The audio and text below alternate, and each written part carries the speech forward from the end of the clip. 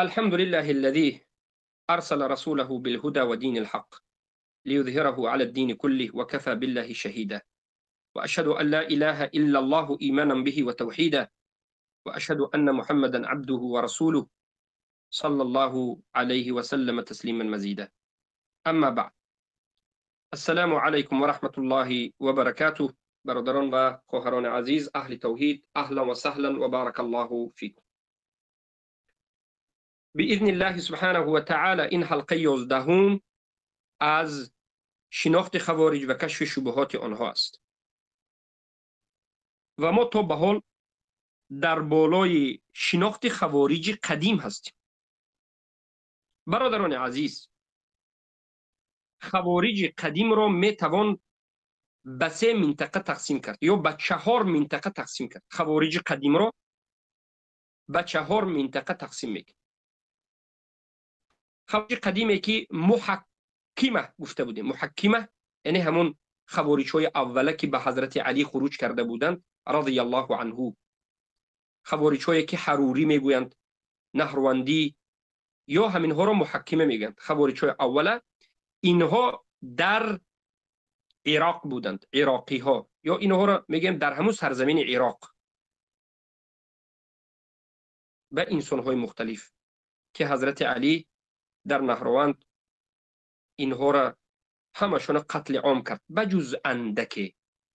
ولی فتنه از همین بجز اندک از 4-5 نفر باز دوباره شروع شد.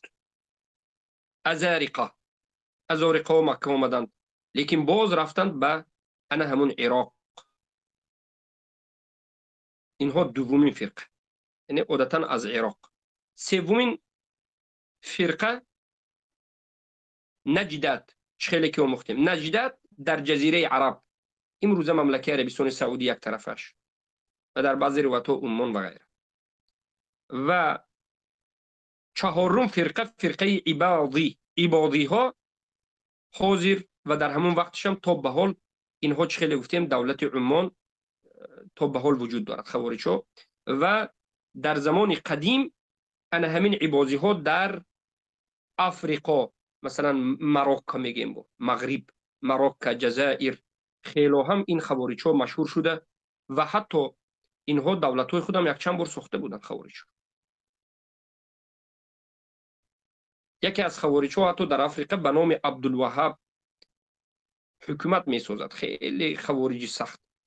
بعضی از جهلای اهل بدعت، قبوری های خوبسا، فرق بین شیخ الاسلام مجدد الدین محمد ابن عبدالوهاب رحمه الله رحمتا واسعه که نامشون محمد است، این شیخ الاسلام نامشون عبدالوهاب نیست، نامشون محمد است، پسری عبدالوهاب است. فرق بین این شیخ و همون عبدالوهاب که در افریقا بود و خوارج بود کرده نمیتواند. بعضی کتاب ها را میبینید که علمای اهل سنت عبدالوهاب خوارج گفته، همون افریقایی عبدالوهاب خوارج برات زده. اینا فکر میکرد که شیخ عبدالوهاب را رد زده است، حالا که این شیخ عبدالوهاب نیست، نامشون محمد است، محمد ابن عبدالوهاب. اینم از جهل است.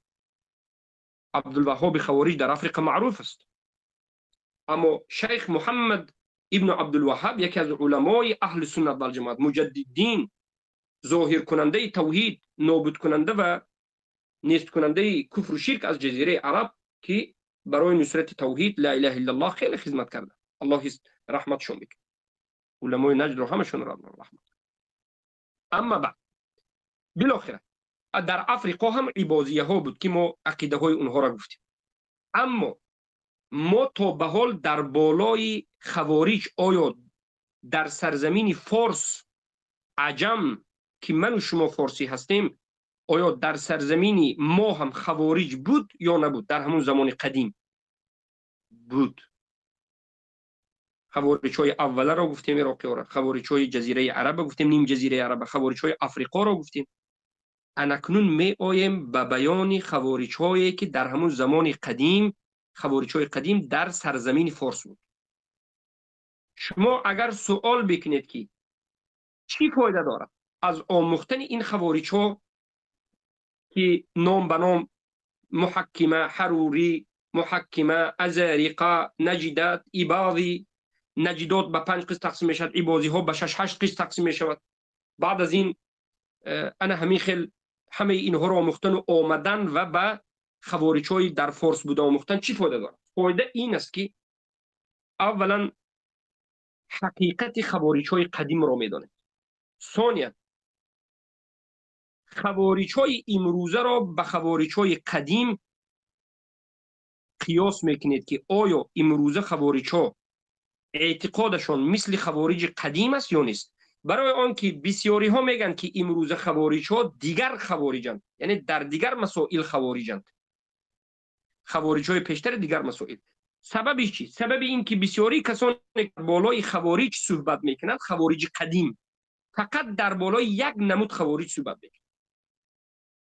خوارجی که در زمان حضرت علی بودند، خوارج‌های محکمه، یا همین خوارج‌ها رو حروری میگیم یا نهروندی، همون خوارج‌هایی که به حضرت علی خستند و قیام کردند، حضرت علی را تقربا الی الله به قتل رسانیدند، کشتند حضرت علی را به شهادت رساندند، گفتند الحمدلله به خاطر الله کشتیم، اجر گرفتیم. والعیاذ بالله. بسیاری کسانی که در بالای خوارج صحبت میکنند فقط همین خوارج ها رو میشناسند، از دیگر خوارج ها بیخبرند، اینقدر ضرور هم نمیدانند. اما این خطا است از نظر منهج تحقیقاتی، منهج علمی. این نمود معامله به فرقه شناسی خطا و غلط است و از همین جهت خوارج امروزه را بسیاری ها شناخته نمیتوانند. زیرا تا اصل خوارج های قدیم را نشناسید، مرحله های خوارج ها را نشناسید، در کدام مرحله عقیده های نو به نو زیاد شدن را نشناسید، امروزه خوارج ها را نمیدانید که خوارج است. این فایده ضروری همین است. برای آن که هر یک مذهبی باطلی که در زمان سلف به وجود آمد، سرشویش خوارج، مثلا بعد از این مرجعه، رافضه، شیعه در زمان حضرت علی و غیره، اینها در یک حالت نایستادند، در یک دایره نایستادند، در یک مذهب معین نایستادند، بلکه اینها تطور کردند، یعنی تغییرات های گوناگون در درون این مذهب به وجود آمد. یگان مذهب نیست مگر اینکه تغییرات های گوناگون روز به روز، سال به سال. برای چی؟ برای آنکه هر مذهبی که در اساس بدعت است او همیشه تغییر یافتن میگیرد، نو و جدید شدن میگیرد. اگر غلو باشد به مانند خوارج‌هایی که مذهبی بدعتی غلو کرده ها هستند، از جانب غلو قاعده منهج‌های نو به نو برآوردن گرفتند. جهمی ها، اینها جوفات، تفریطی ها از نظر منهج نو به نو باز گمراهتر شدن گرفتند، تا اینکه کار جا به جا رسید که خوارج ها مسلمان ها رو، فرزندهایش رو کافر گفتند و به قتل رسانیدند. جهمی ها شیطان رو هم مسلمان گفتند. یعنی هر دو جانب آهسته آهسته آهسته تطور، یعنی خیلی رفتن گرفت به پیش. برای همین ما خوارج ها رو باید البته سخت ما دقیق ناموخته ایستادیم، ولی به طرز عمومی هر یک فرقه را به طرز ضروری، به طرزی که به ما همین قدرش کافی است آموخته ایستادیم و جای نکته های مهم را گفته ایستادیم که فلان عقیده خوارجی در فلان وقت به وجود آمد. زیرا که در زمان حضرت علی خوارج ها یگان عقیده معینی که مخصوص همچون مذهب باشد نداشت، اما به مرور زمان آهسته آهسته آهسته به بالای بدعت زم شدن گرفت، اضافه شدن گرفت. زیرا که هر بدعت سبب یک بدعت به وجود آید، یک سنت ترک می شود، یک سنت که ترک شد یک بدعت به وجود میاد. این دلالت میکرد که یک مذهبی که در اساس بدعت به وجود آمده، شب و روز بدعتش زیاد شدن میگیرد و گمراه شدن میگیرد. خودی الله در قرآن میگه وما يشاقق الرسول من بعد ما تبين له الهدى ويتبع غير سبيل المؤمنين نوليه ما تولى ونصليه جهنم وساءت مصيرا. بارك الله فيكم. برای من آموختن خوارج های قدیم برای ما ضرورتش این است که ما امروزه خوارج ها را میدانیم که از کدام فرقه های خوارج اینها عقیده های خود را گرفتند و امروزه خوارج ها به کدام خوارج های قدیمه نزدیک هستند یا به همونها ربط دارند، یا کدام فرقه های خوارج را که دو سه خوارج های فرقشه یکته کردند و هر سه این خوارج ها عقیده گرفت. و بعد از اینکه میشناسیم شک نمیکنیم که خوارج است. این عقیده های اولین بار در خوارج ها پیدا شده بود و امروزه ها هم خوارج ها پیدا میکنه. خیلی که ما در نجدت گفتیم، در محکمه گفتیم که اولین عقیده که نو اینها پیدا کردند، یک حاکم مسلمانی که یک حکم الله ترک میکند کافر گفتند. در اساس گناه کبیره تکفیر کردن با وجود آمد. در مسئله حکم غلو کرد. ما این به گفت زدیم. دومین قاعده جدید، عقیده جدید در نجدت به وجود آمد که اینها گفتند که هر کسی که از مردم عامه ما را قبول میکند، طرفدار ما میشود، ظاهرا اینها باطنشون به ما معلوم نیست. این دلالت میکند که اینها کافرند. یعنی تا باطنشون را نفهمیم کافرند و مسلمان های ظاهری را حکم قتل و حکم کفر دادند، یعنی تکفیر کردند. به مانند امروز خوارج میگن که این ظاهری مردم به عنابت گرفته نمی شود، بلکه اینها از سبب منتشر شدن کفر باطنشون کفر است، برای کافر است. خیلی که امروز این خوارج است. این اولین بار در کی پیدا شد؟ فرقه از فرقای نجدات پیدا شد. فهمیدید؟ حالا ما به آدابی، اولین احمقی، اولین این اون گفته بودیم از همون زمان پیامبر صلی الله علیه و آله ذوالخویصره سر کرد. اما ما حالا درباره عقیده های اساس اعتقاد خوارجی که امروز هست صحبت میکنیم که از کجا است. اینها خود به خود پیدا نشد، اینها از خوارج‌های قدیم است. اکنون امروز ما در بالای خوارج‌هایی که در فارس زمین، در عجم، در خراسان، در ایران زمین زندگی میکردند و یکی از بزرگترین خوارج‌ها، اساس خوارج‌ها، قوت‌دارترین خوارج‌ها بودند صحبت میکنیم و اعتقاد این خوارج‌ها در بین این مردم باقی مانده است. بعضی انسان‌ها قبوری است، لیکن بعضی اعتقادهای خوارجی دارند. برای چی؟ خود به خود نه، در این منطقه من شما هم خوارج‌ها بودند. یکی از همون خوارج‌ها اجاریدتو، العجاریدتو، خوارج‌هایی که در زمان قدیم در منطقه فارس، خراسان و این طرف بود. اینها نسبت داده میشوند به یک مرد به نام عبدالکریم ابن عجرت که بارک الله فیکم از همین منطقه خراسان بود.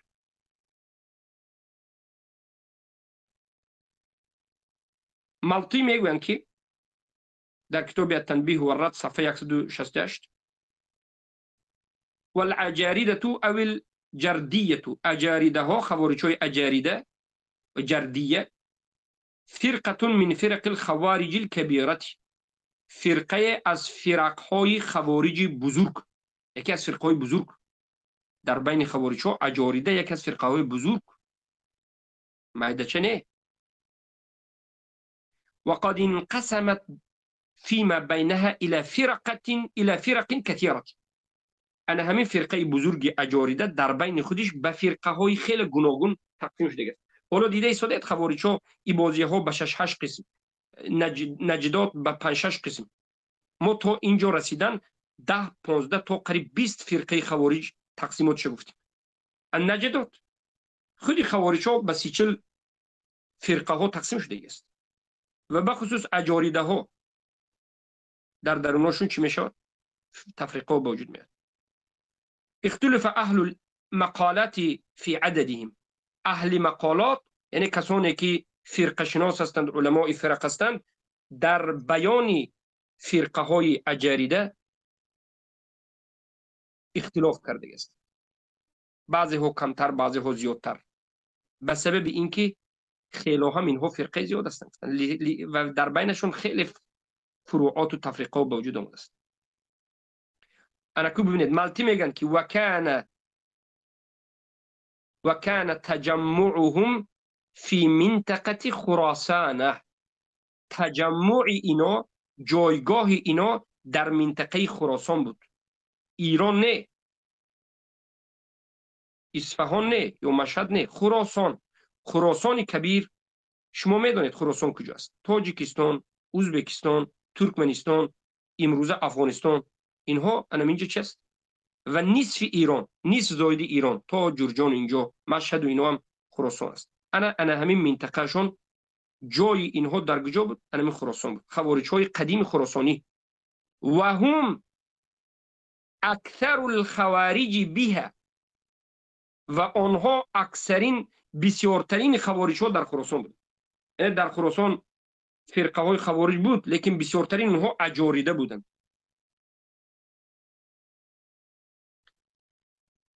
ابوالحسن الاشعری در کتاب مقالات الاسلامیه عددی این فرقه را چند میگه؟ 15 جماعت میگه. یعنی 15 فرقه، خودی همین اجاریده ها به 15 فرقه تقسیم شد. تصور کن. ولو كان من عند غیر الله لوجدوا فيه اختلافا كثيرا. هر چیزی که از غیر دین، از غیر آورده فرستاده الله هست، از غیری در نزد الله بوده است، در بین او اختلافی بسیار دیده میشه. یگانه مذهبی که تفرق ندارد مذهب اهل سنت است. یعنی قرآن و سنت مذهب سلفین اومد. دیگه مذهب ها خیلی افتراق دارد. مذهب اهل سنت و جماعت تا حاضر 1450 سال شده است.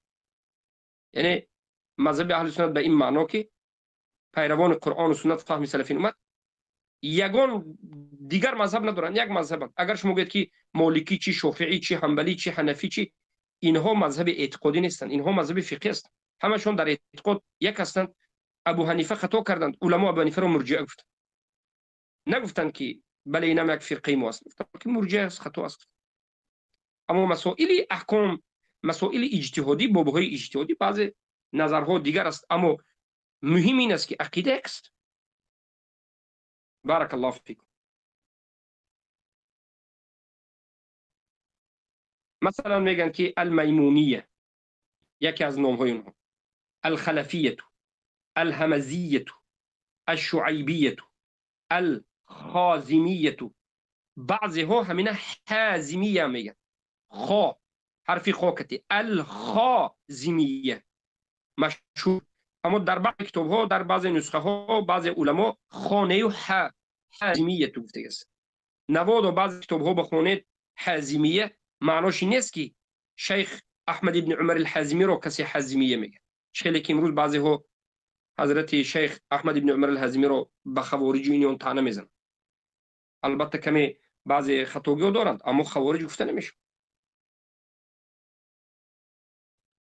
اما خازمیه در زمان قدیم بود یا حازمیه در همین منطقه خراسان. المعلومیه، المجهولیه، السلطیه، الثعالبه، الاخنسیه، المعبدیه، الشیبانیه، الرشیدیه، المکرمیه. نظر کرد به کتاب مقالات الاسلامی مجله یکم صفحه 177 تا 182 میبینید این چیز.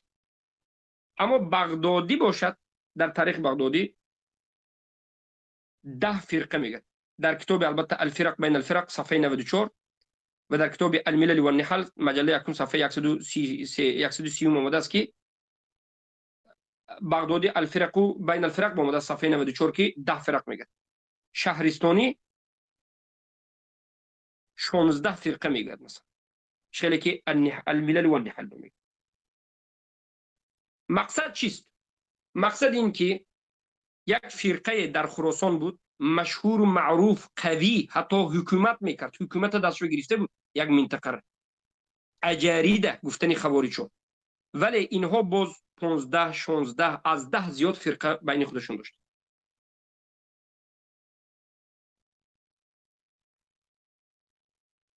بارک الله فیک. حالا شما فهمید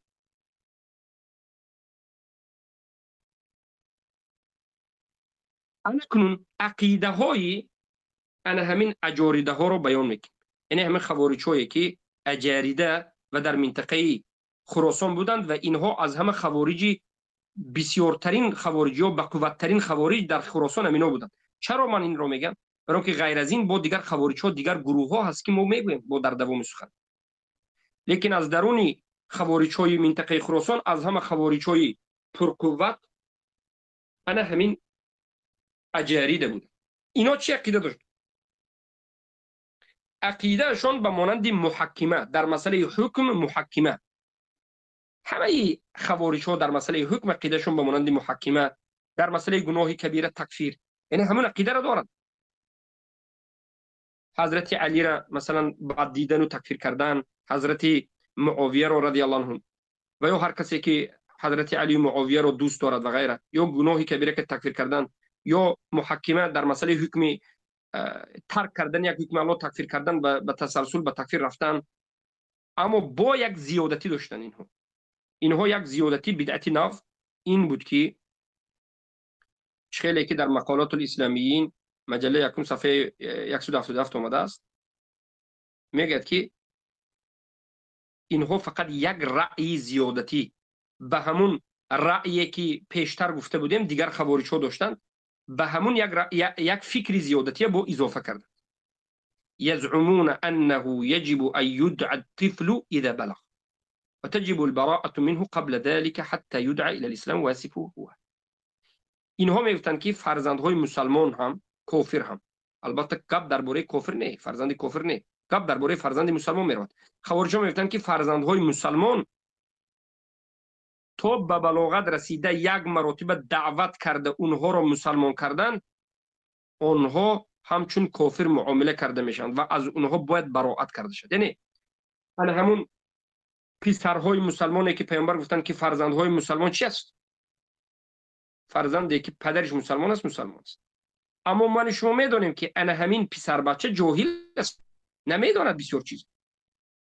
8 ساله 9 ساله 10 ساله بسیار چیز نمیداند.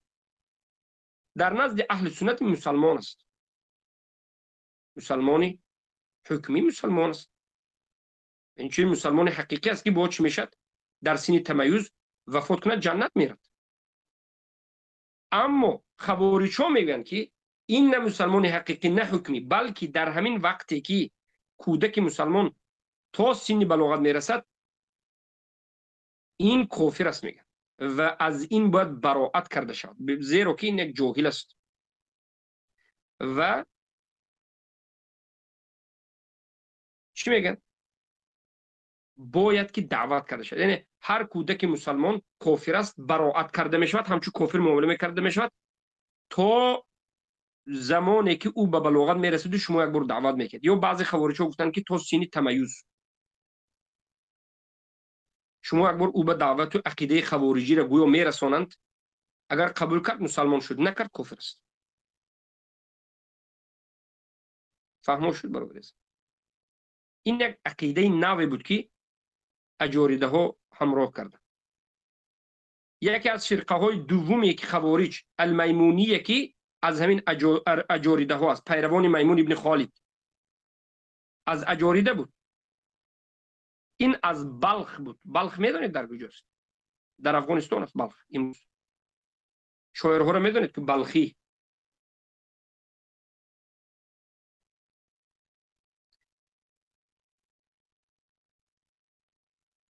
بارک الله فیکم. اما انامین میمون ابن خالد از همون فرقه بزرگ خوارج یعنی اجاریده های خوارج با همین عقیده خوارجی بیرون می شود، لیکن یعنی عقیده خوارجی اجاریده، لیکن با چیز زیادتی میکرد، قدری، مائل به قدر بود. یعنی الله والعیاذ بالله در نسبت الله همچنین اعتقاد میکرد که گویا الله انا همین با وجود آمدن شرها را نمیداند و علم نداشت. والعیاذ بالله. یعنی عقیده کفری قدریه که شما باید برای شناختن قدریه خیلی درس‌های مهم است که در شرح ارکان 6 ارکان ایمان را که ما شرح دادیم گوش بکنید. چقدر اونجا ما درباره قدریه صحبت زیاد کردیم. او میگفت که بان الخير العبد و شره من نفسه. از قدریه هم بدتر میگفت که هم خیر هم شر از خود انسان است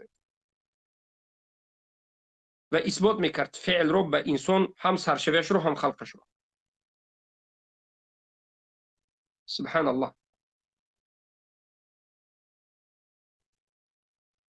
یک در این باب یک گمراهی بود و این چنین خوارج‌ها همچنین اعتقاد داشتن که اعتقاد غلو که اینها را علما کافر گفته تکفیر میکردند. نکاح کردن زوات المحارم را، یعنی زنهایی که از محارم است، محرم است، حرام است، نکاح کردنش ممکن است، حلال میگفت و انا همینها سوره یوسف این کار میکرد. شما نظر کنید به کتاب الادیان و الفرق، خودش ای بازی است، ذکر میکرد صفحه 104. مقالات الاسلامی به اشعری عقیده رو ذکر میکرد، مجله یکم صفحه 177. الفرق بین الفرق به بغدادی صفحه 280 به ذکر میکرد. الملل و النحل به شهرستانی هم مجله یکم صفحه 129 به ذکر میکرد. انا اینها سوره یوسف علیه السلام که ما در قرآن یک سوره داریم، یوسف. انا همین خوارج های غلات خراسانی این کار، اولین کسانی که این کار کرده است، خوارج های خراسانی از منطقه من شما. و این غلات نکاح ذوی الاحرام از خواهر و خاله و عمه و والعیاذ بالله دیگر از محرم ها را حلال میکنه. شبهات داره به سبب گمراهی و ضلالت و تاثیرهای اونها تا به حال موندگی است.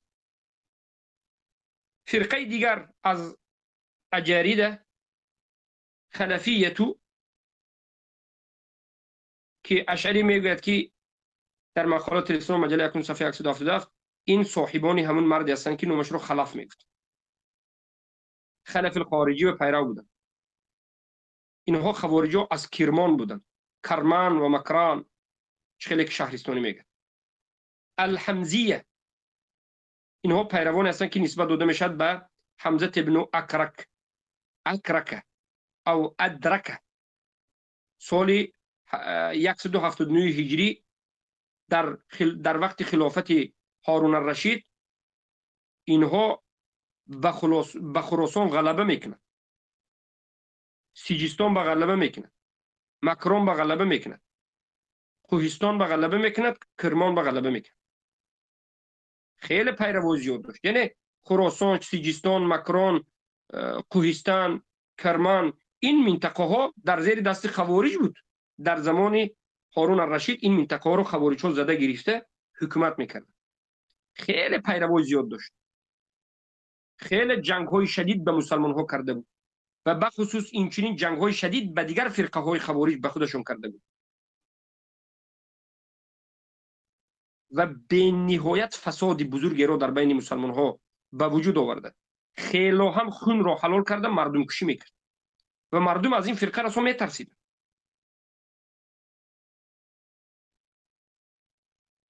سبحان الله. تا اینکه وقت به کار رسید که در خراسان، انا همون خلافت هارون الرشید، در خراسان علی ابن عیسی ابن مادیان را برای لشکر کشیدن به ضد این خوارج ها راه بلد سردار میکنند، امیر میکنند. و انا همین علی ابن عیسی ابن مادیان الله سبحانه و تعالی موفقشون میکنه، نصرتشون میده که این خوارج ها رو به بالاشون چی میشن؟ غالب میشن و این خوارج ها مغلوب میشن. بارک الله فیک. که اینها از خراسان فرار میکنند سیجستان، از سیجستان فرار میکند به شعبه و بعد از این آهسته اینها حکومت خوارج ها از دست میتید. لیکن در منطقه خراسان، کرمان، کوهستان، سیجستان اما فکر و عقیده اینها باز باقی میماند. بارک الله فیک. انا همچنین حالت های اینجا یک مرتبه خوارج ها میغلطد، به دست اینها میغلطد و بالاخره خیلی مبارزه شدید در اینجا برفته است.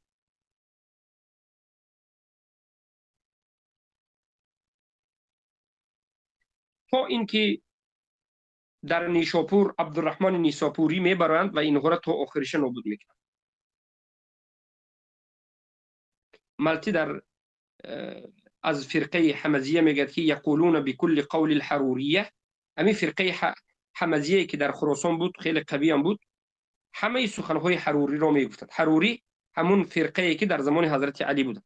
ما چی گفتیم؟ اونها حضرت علی را تکفیر میکردند، معاویه را تکفیر میکردند، در حکم الله سبحانه و تعالی غلو کرده بودند، به گناه کبیره تکفیر میکردند و اینها مال یگان کسی را که زنده هست حلال نمیگفتند، مال کشته اشون را حلال میگفتند. یعنی هر کسی را که کشتیم مالش حلال است میگفتند. برای همین حکم تکفیر می برآوردند، آدم ها را میکشتند و مالش میگرفتند مسلمان ها.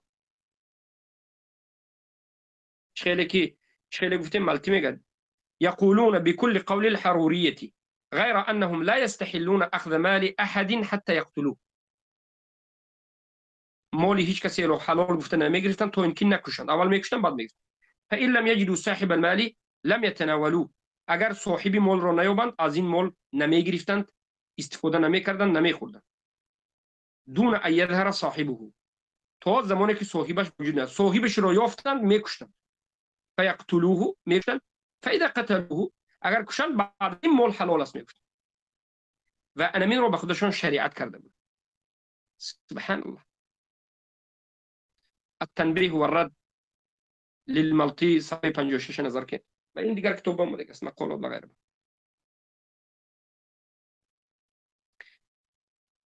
الدبیسی میگوید که فرقه دوم اجاریده ها، همین اجاریده هایی که گفتیم اساس است، از درون اینها 16 فرقه برآمد. فرقه دوم اجاریده ها حمزیه هست. میگه یجب تکفیرهم، واجب است تکفیر کردن انمین خوارج های انمین حمزیه، لانهم وافقوا المیمونیه، زیرا که اینها موافقت کردن به میمونیه ها. او فرقه کمی پیش گفتیم اول اجاریده، از درون اجاریده یکم کی پیدا شد؟ میمونیه، که اینها حرام الله حلال کردن. زنهایی که حرام است نکاح کردن ممکن است اینها جایز گفتن و قرآن سوره یوسف انکار کردن. و این حمزیه هم به این چی به همین اعتقاد باطل کفر رفت. لانهم وافقوا الميمون الا انهم قالوا اطفال الكفار في النار. و این با به خودش، این حمزیه هم به خودش با فرقه داره. بارك الله فيك.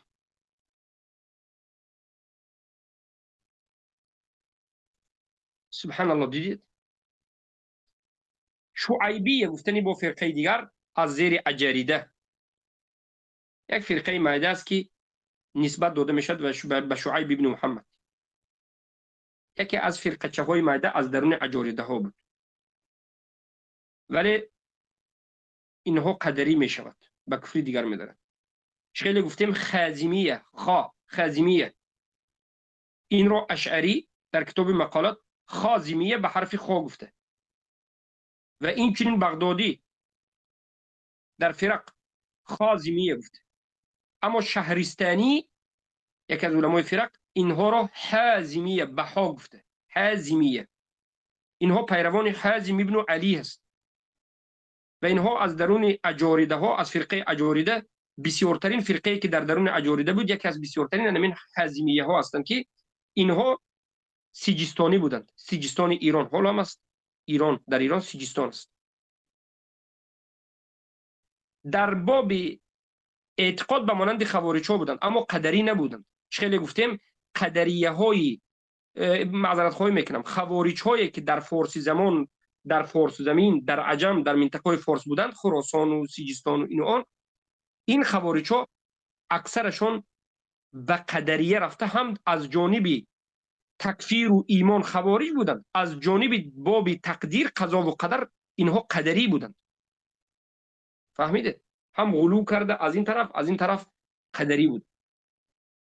اما انا همین حازمیه ها قدری نبودند. عقیدهشون مثل همون عقیده خوارجی است، اما قدری نبودند. در باب قضا و قدر مثل اهل سنت و جماعت. بارک الله فیکم. و انا همچنین عقیده های کمی نازکی داشت. الله موالات میکند به بندش به سبب، یعنی بعد از مرگش. یعنی معناش این که یک انسان امروز مسلمان باشد، الله، یک انسان امروز مسلمان باشد ولی الله میداند که این فلان روز کافر شده و کافر میمیرد، الله به او موالات نمیکند، در وقت مسلمانش میگن. این یک عقیده باطل اشعری ها هم هست. اشعری ها میگه که خوب است، مثلا میگه همون مشرکایی که در زمان جاهلیت مشرک بودند ولی الله میدانست که اینها مسلمان میشند و صحابه میشوند، در حالت مشرک بودنشون الله اونها را دوست می‌داشت. اما همون کسانی که مسلمان بودند اما الله میداند که بعد از یک مدت گشته کافر میشدند، الله در حالت مسلمان بودنشون هم اونها را همچون کافر بد دید میگفت. این عقیده اشاعره است که این البته باطل است، عقیده باطل است. اعوذ بالله. پس بعد از این عقیده معلومیه که تو مجهولی است، ما چه خیلی گفتیم، یعنی فرقه هفتم و هشتم از اجاریده ها در منطقه فارسمون، هر دو این فرقه از درون همین حازمی است، یکی جدا شده به خودش با فرقه جدا به وجود میاد و اینها هم دیگرش تکفیر میکنند در شناخت الله سبحانه و تعالی. خوب دقت بدید در باب اسما و صفات، در باب اسما و صفات معلومیه یک گپ میگفت، مجهولیه یک گپ میگفت. معلومیه همچین عقیده داشت که ان من لم يعرف الله تعالى بجميع اسمائه فهو جاهل به والجاهل به كافر. ما عقیده اهل سنت میگه، من بسیار وقت میگم که در بسیار مسئله ها بین اهل سنت و بین اهل خوارج بسیار طالب علم ها حتی فرق گذاشته نمیتواند، از سبب اینکه این مسئله علم میخواد، فرق نازک است. مثلا ما اهل سنت و الجماعت میگیم که جاهل بودن در حق الله این کفر است. هر کسی که معرفت الله نداشته باشد، جاهل باشد در حق الله، کافر است. بله، الجاهل بالله کافر. امام ابو حنیفه میگه، ابو حنیفه میگن که رحم الله الجهل بالله کفر قبل الرساله و بعده. جاهل بودن در حق الله کفر است، پیش رسالت یا بعد رسالت. خوارج‌ها به همین سخن کمتر زیادتی آوردن، گفتن که هر کسی که الله سبحانه و تعالی را به جمیع اسما و صفاتش نشناسد، به جمیع اسماش نشناسد، به جمیع نامهایش نشناسد، این جاهل است. یعنی هر کسی که الله را به تمام نامهای الله، صفاتهای الله نشناسد، پس این در حق الله جاهل مونده است، الله حالی نمیشناسد. هر کسی که الله نشناسد کافر است. انا این جاش که والجاهل بی کافر، هر کسی که الله نشناسد کافر است، این سخن اهل سنت است. لیکن کدام آدم جاهل گفته میشد و کدام آدم جاهل گفته نمیشد؟ خوارج‌ها میگن که هر کسی که اسماء الله همش نداند، معناهاش نداند، صفاتهاش نداند، کافر است. این خوارج‌ها عقیده است. اما اهل سنت و جماعت اسماء و صفات رو به دو قسم تقسیم می‌کنند. صفات‌هایی که از این اسماء گرفته میشد که اصل دین است، آدم نداند، کافر میشه. علم الله، قدرت الله، حیات الله و غیره. و یا صفات‌های خیلی بزرگی که به مانند در بالا بودن الله و غیره. و این چنین صفات‌های خیلی نازک‌های هست از مسائل خبری که به بسیار آدم‌ها، شاید بسیار آدم‌ها به این چیز نرسیده و نفهمیده باشه، کافر نمیشه. اما گناهگار است، درجهش پست است، اما فهمیده، دیده، دانسته این کار کند، بعد کافر میشه. فهمیدید؟ اما خوارج‌ها اینجا غلو کرد. کسی که گفتن تمام نام‌ها و صفات الله نداره، کافر است. اینها کی بودند؟ این عقیده معلومیه است. معلومیه ها این سخن گفتند. و اما مجهولیه ها چی گفتند؟ من عرف الله ببعض اسمائه فقد عرفه. هر کسی که الله به بعضی از نام‌هاش شناسد، به تحقیق شناسته است.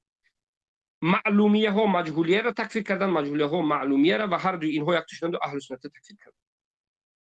نظر که به کتاب مقالات الاسلامیه شرعی مجله 1 صفحه 178، الفرق بین الفرق للبغدادي صفحه 94 95 100، الملل والنحل شهرستانی مجله 1 131 تا 133، رساله الدبیسی صفحه 29. زیاد است. فهمیدید عقیده اینها را؟ همه این عقیده ها در منطقه من و شما در خراسان به وجود آمده است. از سلطیه، این هم از درون فرقه چی است؟ از درون فرقه اجاریده. سلطیه از درون فرقه اجاریده است. بارک الله فیکم. ملتی میگوید که الفرقه التاسعه صلیدیه میگه، سلطیه نه صلیدیه میگه، من الحمزیه، فرقه نهم اجاریده از سلطیه است که اینم از یک از فرقه حمزیه است. همه سخنهای حروری اوله، همه سخنهای خوارج اوله را میگفتند، همه اعتقاد حمزیه ها میگفتند، میکشتند، خون مال مسلمانان را حلال میکردند. از همه بدترین خوارج ها، نجسترین خوارج ها، از همه زیادترین فاسد کننده خوارج ها انمین سلطیه هست میگن، یا که الصلیدیه میگفتن. و اینها در سیجستان و گرد اطراف سیجستان زندگی میکردن، فرس و غیره. نظر که به کتاب تنبیه و الربط صفحه 57، مقالات اسلامی نشری مجله یکم صفحه 179، بغدادی صفحه 29، الملل و النحل و غیره. کتاب ها زیاد یعنی همه شما دیگه. دهمین فرقه اجاریده به اینها الثعالبه بودن. بارک الله فیکم. اینها هم عقیده های خاص خود داشتن.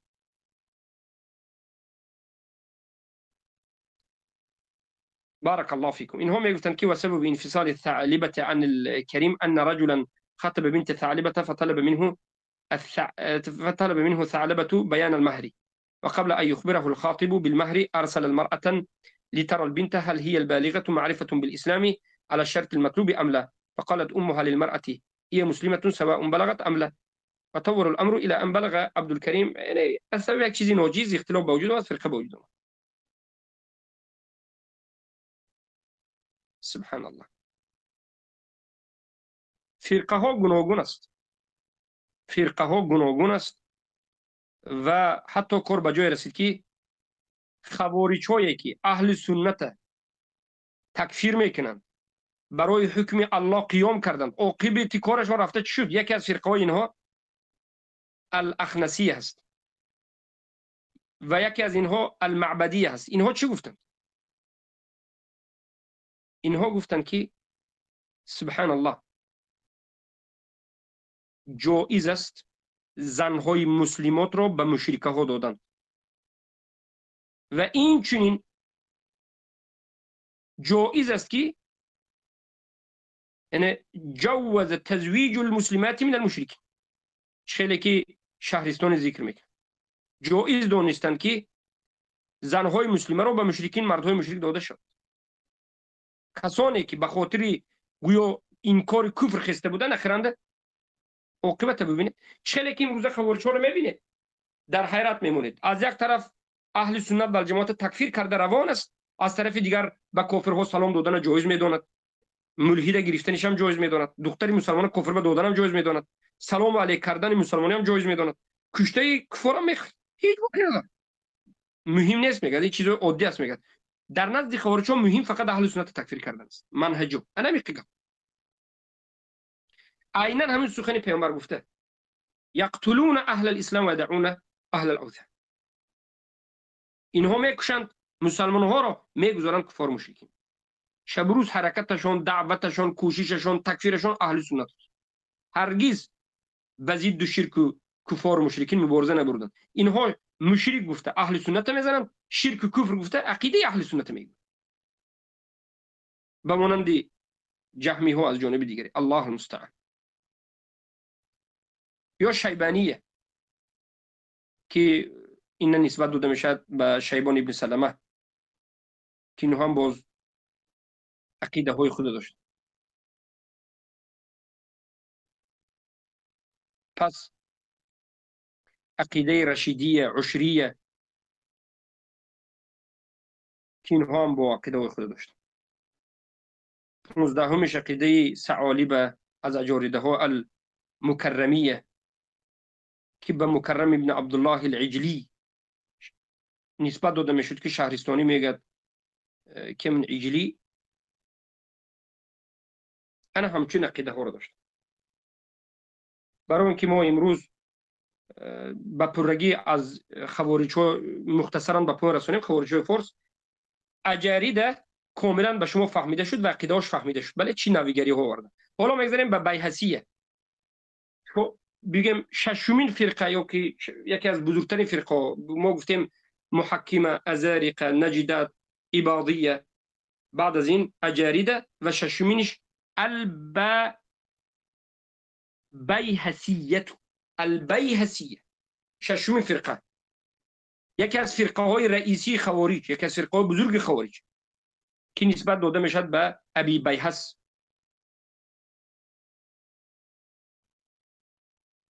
و همه علمای فرقه اینها رو یعنی انا بیهسیه گفته است.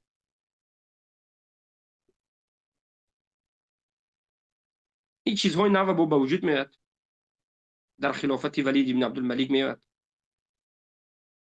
انا همون حجاج ابن حجاج الظالم، حجاج ثقفی، در همون وقت از ابا بیحس طلب میکند که در این مسئله توبه کند و بالاخره او فرار میکند به مدینه و انا همچنین اینها هم یعنی به مشکلی ها ببینید گرفتار است. اما چی بدعت ها را این به وجود آورد؟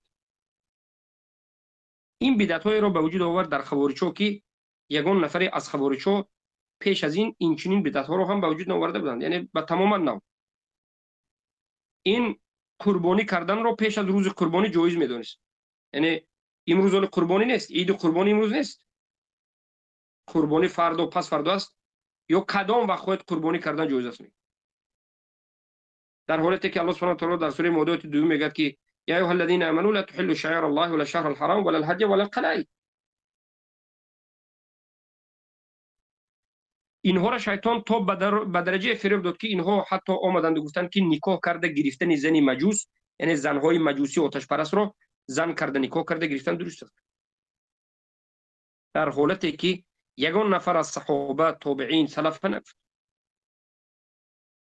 اینها خوردنی هر یک پرنده ای که ناخن دارد و نول دارد، به مانند عقاب، به مانند داغ، پرنده های درنده ای که از نظر منهج پیامبر صلی الله علیه و سلم گذاشته حرام است، صحابه حرام میگفتن، اینها حلال کرد. ما میگیم پرنده های حرام به دو حالت فهمیده میشد: به پنج شاخه های دستش که درنده است و به نولش، به مانند عقاب، به مانند اینمی. اینا گفتن حلال است. دلیلشون گفتن قل اجد فيما اوحي الي محرما على طعام يطعمه الا ان يكون ميتا او دما مسفوحا او لحم خنزير. غیر از این دیگه همه چیز حلال است. غیر مرده، غیر خون ریخته و غیر خوک، دیگه همه چیز حلال است. و انا همینها یک عقیده را به وجود آوردن که امروزه خوارج ها در همین عقیده 100% پیروی میکنن. یک سخنی را گفت که هیچ کسی نگفته و اینجا میگوید که صاحب کتاب ادیان میگه که از عجائب این فرقه این است که میگه و من عجائبه ان الامام اذا كفر كفرت الرعیه الشاهد منهم والغائب. اگر حاکم کافر شود، رعیت هم، مردمی که در همین حکومت زندگی میکند، همش کافر میشود. خوارج میگن شاهد و غائبش فرق نداره. نظر کنید به کتاب ادیان صفحه 104. برای همین علما چی گفتن؟ DBC میگه که فرقه دوم از خوارج ها در همین منطقه، البته این اصلش در عرب و به منطقه فارس هم تاثیر گذاشته، بیهسی هست که میگه که یجب تکفیرهم، فرض است تکفیر کردن اینها، لانهم وافقوا القدریه فی اسناد افعال بعد الیه، زیرا که اینها قدریه ها از جانب غلو به قدریه گذاشته.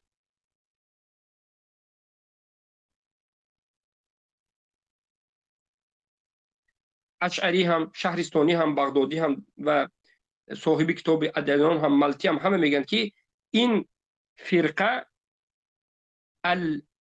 البیهسیه خودش علاهیده یک فرقه مستقل است، در زیر یگان فرقه نه. برای این علاهیده ذکر، این در درون اجاریده نه. این 15 اومده شده اجاریده های گفته آمدیم، هر یک عقیده اجاریده را گفتیم که چی نویگری آورد. بیهسی خودش علاهیده است، اجاریده نیست، یک فرقه رئیسی است. انا کو فهمیدید که اولین بار کسانی که این سخن را به وجود آوردن که اگر حاکم کافر شود، مردم هم کافر است، هر کسی که در دارالکفر است کافر است، زیرا که حکومت کافر است، از ان همین البیهسیه به وجود آمد.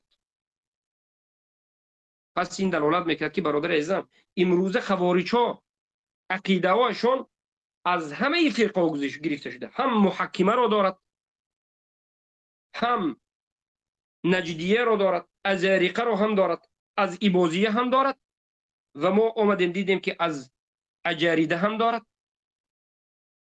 و این چنین از بیهسی هم دارد. از همش یک تا دوتا عقیده ها دارد.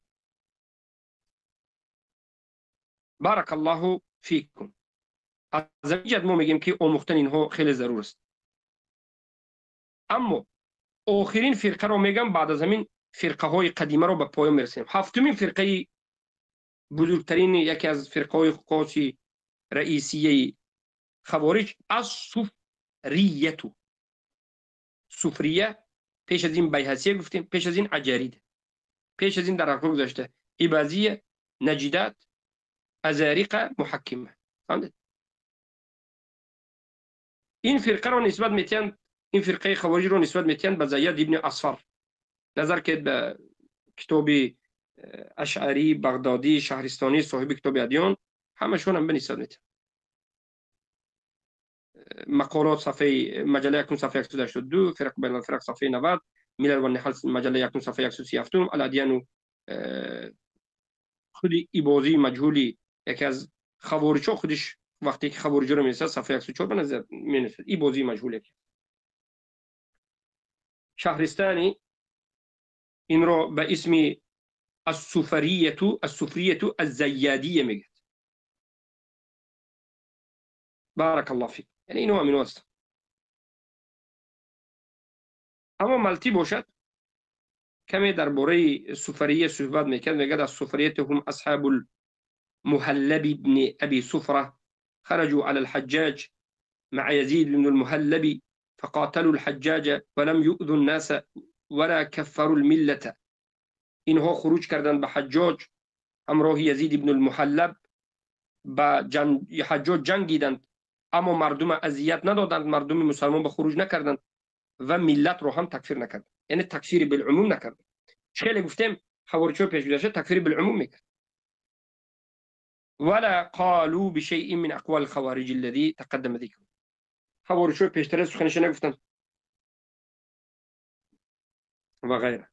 مالتین سخن رو در کتاب تنبیه و الرد صفحه 56 گفت.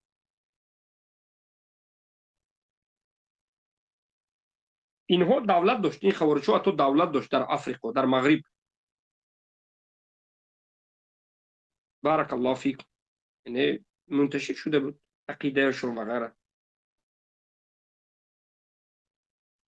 و بعد از این شکست خوردن با دعوتشون سری ادامه میکرد. یعنی خوارج رو زده شکست میدادن با دعوت ادامه میدادن. اینها قولهایشون همین است که میگفتند، من میگفتند ان من تلفظ بقول وهو يريد به خلافه في قرارة نفسه فإنه يكفر. جهمش قریب رفته بود. هر کسی که یک سخنی را گوید ولیکن به داخلش دیگه چیز اراده کنه، دو زبانش که دیگه گوید، مخصوص قصد کرده باشدن، کفر نمیشه. در حالتی که خوارج‌های گذشته دیگر چیز میگفت. بارک الله فیکم. و از این فرقه هم فرقه های گوناگون به وجود آمد. یعنی ما هر یک فرقه که خوارج دارد از درونش ده ها فرقه میبرد. سبحان الله. شهرستانی میگه که از اعتقاد اینها همین بود که از اصحاب مقالات هایی که اینو داشتند، یکی از این فرقچه هایی که به امنا بود حسینیه گفته میشد و غیره.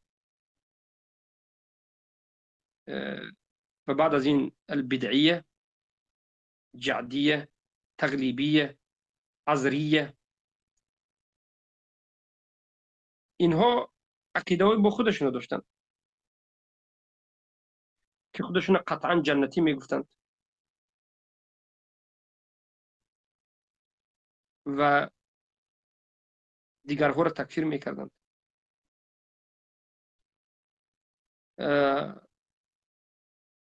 النجرانیه اومد که اینها هم عقیده خود داشتند. الاعصمیه اینها هم عقیده خود داشتند که باز به همون عقیده های نازک داخل میشدن. اما او فرقه هایی که در فارس بود، اجاریده که گفتیم، اجاریده که در فارس بود، انا همونها در بین اجاریده ها اجماع این کار شده بود. اجماع و قیاس. گویندگان اجماع و قیاس اجاریده ها این کار میکردن. یکی از همون 15 فرقه که ما گفتیم، اجاریده هایی که در منطقه خراسان بود، در بین فارسی زبان ها بود، خیلی فتنه های سخت وزمین رو در بین خوارج ها در همین خراسان به وجود آوردن. اجاریده ها گفتیم، عقیده های همیشه گفتیم، لیکن انا همین ها بودن که اجماع را انکار میکردن. فهمیدید؟ اجماع و قیاسی که در باب مثلا فروعات درست است و اجماع این یک مسئله معروف و مشهور بود در زمان سلف که حجت است. خوارج ها اجماع را دلیل نیست میگفتند و قیاس را انکار میکردند. الله المستعان که امروز خوارج ها را اکو ببینید، قیاس بکنید. عیناً امروز خوارج ها به وجود آمدنشون، شکل گرفتنشون از همین خوارج های قدیم است. این خوارج های امروزه هیچ خود به خود پیدا نشدند. همون اعتقادهای خوارج قدیم باز دارد کم کم کم کم دور میزند و بالاخره انکار اجماع، انکار قیاس و تکفیر کردن به خاطر اجماع، تکفیر کردن علما به خاطر قیاس، تکفیر بالعموم، تکفیر اگر حاکم کافر شود مردم کافر می شود، تکفیر بالتسلسل. و این چنین بارک الله فیکم کسی که ظاهرا خوارج های نجداد گفتن، کسی که ظاهرا ما را اطاعت کند و قبول کند این از ترس ما است، اینها باید کشته شود زیرا که باطنا کافر است گفتن، یعنی حکم به ظاهر نکردن. و چقدر دیگر مسائل هایی که امروزه خوارج ها میگویند همیشه از خوارج های قدیم است، لیکن از خوارج های گوناگون است، از خوارج های گوناگون است. خیلی گفتم فراموش نکنید که اجماع رو که این کار کرده است، قیاس اجماع و کسایی که این سخن میگن تکفیر میکردن همین اجاریده ها، یکی از فرقه های همین ها اجاریده ها. و کسی که کافر باشد، حاکم کافر شود مردم هم کافر میشد، بی‌حسیه به وجود میاد. حاکم کافر شود مردم هم کافر میشود. سخن های امروز خوارج بی‌حسیه ها افتاده است. کل خوارج ها قبول میکنه. انا این بود خوارج های قدیم و با همین ما تمام فرقه های خوارج را آموختیم که حروریه، نهروندیه، محکمه، اینها یک خوارج های اوله. بعد از این ازارقه، بعد از این نجدات، بعد از این اباضیه، بعد از این اجاریده، بیحسیه و صوفریه. همه اینها در زیرش 5 تا 6 تا و از همه بسیارترینش که به تفریقه گرفتار سخت شده اجاریده ها 15 فرقه در منطقه خراسان و همه اینها هر در دور زمان خود عقیده های خود با زیاد کردند، غلوشون با زیاد کردند. بعضی ها حتی به جهمی رفتند و غیره. بارک الله فیکم. با همین ما فرقه خوارج را به پایان رساندیم و در حلقه آینده باذن الله به شما یک نظر سخنهای پیامبر را که ما در اولهای حلقه گفتیم حدیث ها آموختیم، از این حدیث ها فایده میگیریم که از همه حدیث هایی که پیامبر صلی الله علیه و سلم در بالای خوارج ها نسبت خوارج گفتن چند صفت های خوارج میبراید و چی پیامبر صلی الله علیه و سلم نسبت اینها سخنهای کردند یک عمومی میگوییم و بعد از این به خوارج الجدود داخل میشه. خوارج های جدودی که حالا شما قسما فهمیدید خوارج های جدید امروزه و زمان ما هم از خوارج قدیم هیچ فرقی ندارند. فقط فرق خوارج امروزه از خوارج قدیمه این است که امروز خوارج ها پراکندند، امروز خوارج ها رئیس ندارند، حکومت ندارند، ولی یک چیز دیگر هم این است که امروزه خوارج ها عقیدهشون را از همه خوارج های گذشته جمع کرده گرفته است. هم عقیده محکمه، هم عقیده ازارقه در بعضی حالات غلو و آدم کشیش و هم از عقیده تکفیر کردن یا بگیم ظاهری مردم را به اینابت نگرفتن که از اجاریده از نجدات پیدا شد. تکفیر کردن مردم به خاطر در دارالکفر بودن که از اجاریده پیدا شد. یا تکفیر حاکمی که حاکم شد و این که از بی‌حسیه، لیکن انکار اجماع قیاس و هر کسی که این قیاس قبول کند، اجماع را قبول کند، کافر گفتن از اجاریده های خراسانی پیدا شد. این فرقه ها اگرچه در این منطقه ها همش همچون فرقه نابود شد، همچون حکومت نابود شد، حالا یگانه حکومتی که حکومت خوارجی امروز به همون اعتقادش وجود دارد در عمان است، اما این اعتقاد در بین مردم عامه وجود دارد. بعضی مردم ها سخنهای خوارجی رو میگویند، شما فکر نکرد که این خود به خود به فکر او آمد. این چیز در بین مردم وجود دارد. برای همین ما الحمدلله که وقتی که اینها رو میآموزیم، آموختن خوارج قدیم برای ما فایده میرساند که خوارج جدید رو هم بیاموزیم و چگونه به اونها روبرو شویم، چگونه به اونها رد زنیم و اعتقاد باطل اونها رو چگونه انکار و کشف شبهات اونها رو بگیم. این درس های ما اگر نظر بکید از 3-4 مرحله عبارت بوده است. شناخت خوارج قدیم یک مرحله، شناخت خوارج جدید یک مرحله، دوم مرحله، سوم مرحله درس ما کشف شبهات اونها است. دلیل های خوارج جدید رو گفته رد زدن است. بارك الله فيك. سبحانك اللهم بحمدك أشهد أن لا إله إلا أنت أستغفرك وأتوب إليك.